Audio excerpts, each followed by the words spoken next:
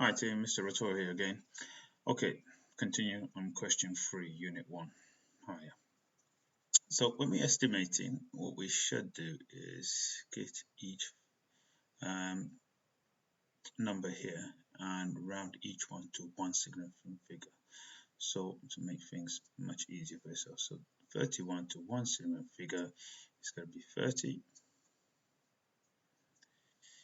9.87 to one significant figure is going to round up to 10 all over, and 0.509 to one significant figure. Now note that when there's a zero there, that does not count initially as the first significant figure. The first significant figure here is 5. Then the zeros do count once it's triggered off. So the first significant figure here is 5, so this will be rounded to 0.5.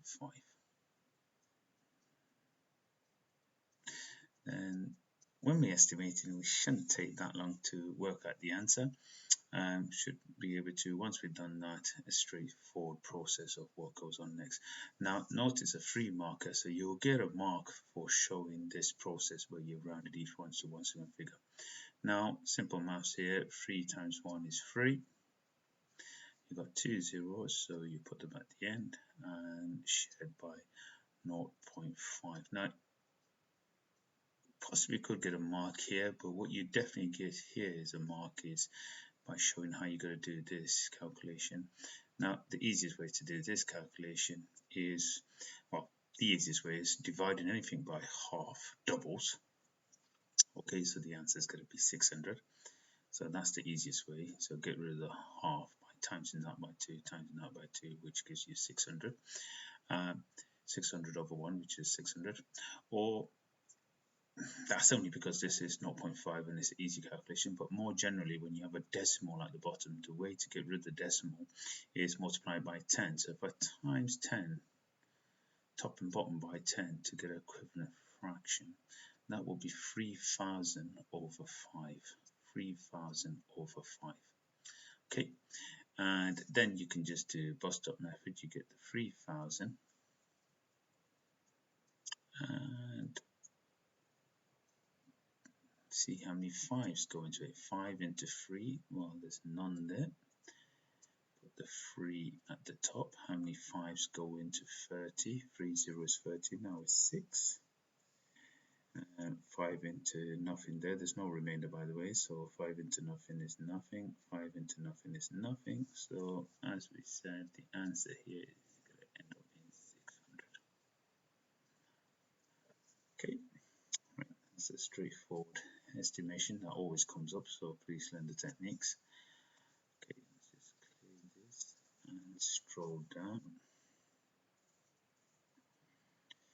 So I've got question 4.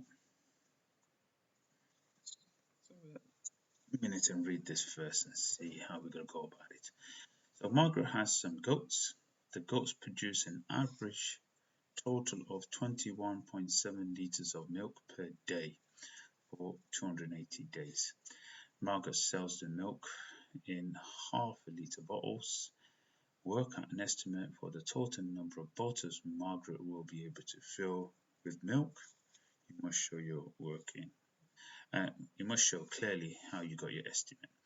Okay, so it's told you straight away it's an estimate question. So let's just start with this first. So we've got the key figures here.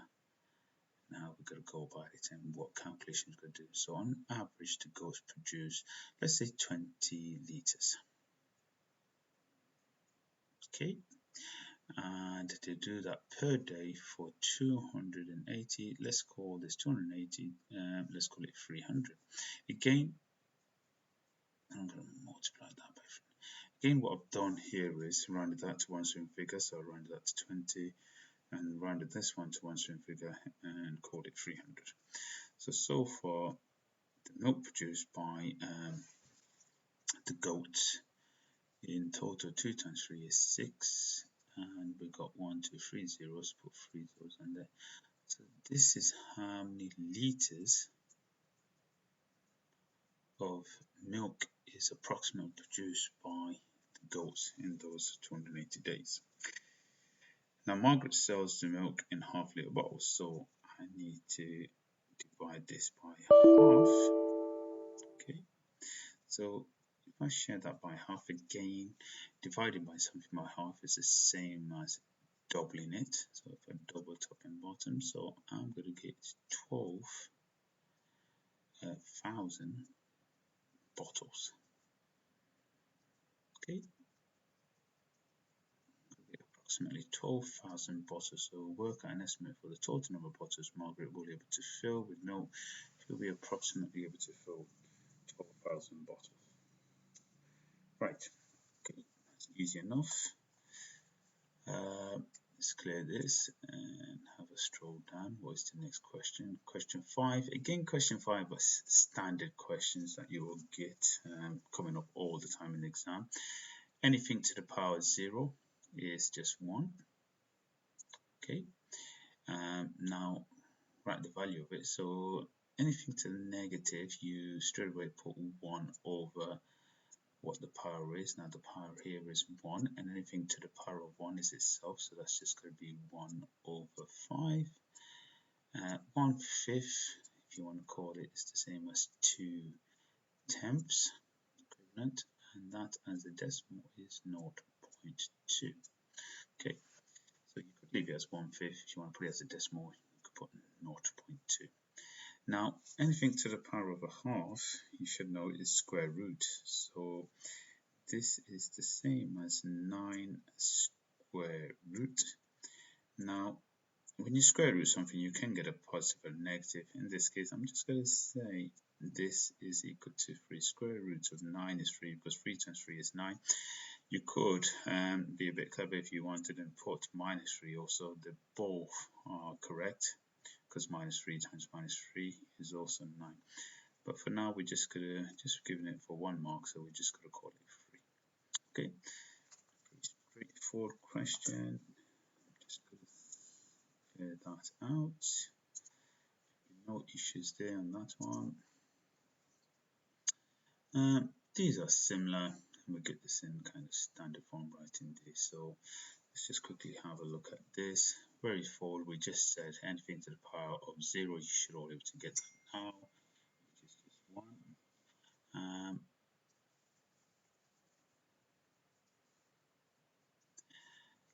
This one, again, negative power, so what we do is, this is the same as change that to a positive. Once you get the reciprocal, you get the 1 over. Negative just means it's 1 over reciprocal. And then 10 squared is 100, so that is the same as 1 over 100. This is 1/100th now, and 100th you could leave it like that or write it as 0.01. Okay, and then it goes here, write down the number in order of size starting with the smallest. So look at how we can convert this number. So this is a standard form. So we just jump that 3 times here, 1, 2, 3. So this will be the same as 2730, which is 2730. This means we're jumping it backwards with the minus going forward. So we're jumping that 3 forward. 1, 2, 3. If there's no number there, you put a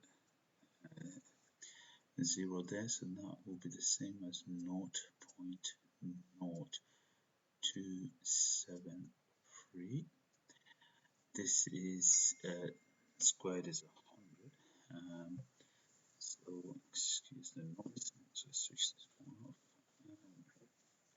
Okay, so that's 100 times in that by 100. Just introducing 2 zeros at the end. So that's 27300. And this one's already in the number form, so straight away you can see that here, writing it from the smallest, starting with the smallest, this will be the smallest, so we can write 0.00273. Second will be this number is the smallest, so we should write it in the form that was given to us, so 27.3 times 10 to the power -3.